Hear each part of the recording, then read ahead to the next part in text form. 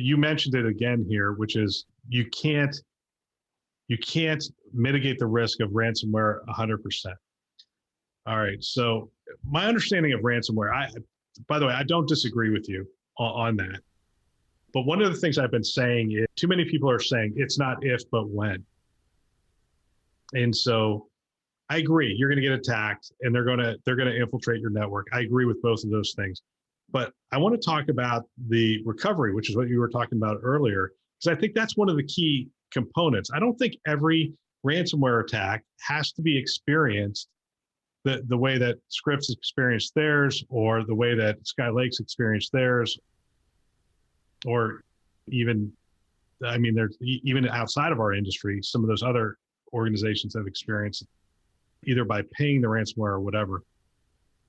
I mean, just some of the basic things, which is we went away from air gapping our backups. And one of the reasons we went away from air gapping our backups is because it's labor intensive and expensive and cumbersome.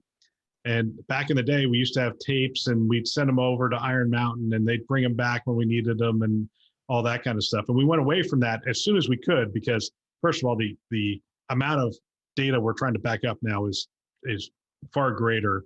It was growing exponentially while I was there. And it was, if you just multiply that, tapes were just not even really an option.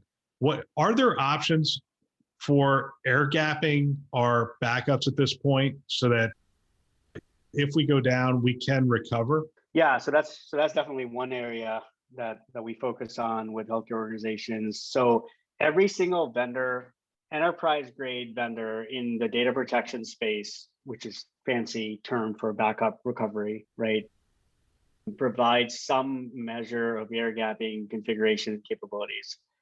But I think it goes a little bit beyond air gapping, Bill, as we've learned more from these attacks. So air gapping gives you the ability to really sequester a copy of your backups to a completely separate network. In the event that something bad happens to your main network, then at least you have a recent copy over here off to the side that you can restore from, right?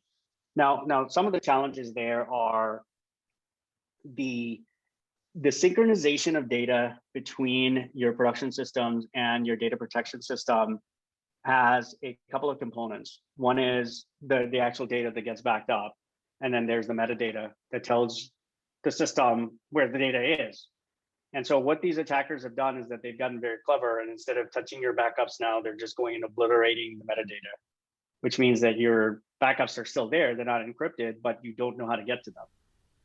So the question really is, for the vendor that you're using, even if you're air gapping, you have a sequestered separate network, how is the platform that you're using synchronizing the metadata between the stuff that's on the outside to the stuff that's on the inside in your air gap? So that's one question to ask. The second question to ask is, given that the dwell time for these attackers is on the order of 45 days, which means that they get in, and for 45 days they're in doing things like exfiltrating data, they're moving around, trying to understand your environment, they're trying to harvest administrative credentials. They're doing bad stuff this entire time. So if you take 45 days as a number, is it worthwhile for you potentially to restore something from yesterday if the stuff that was backed up yesterday and air gap yesterday actually has the payload still in it? Right. Right. So the calculus has changed.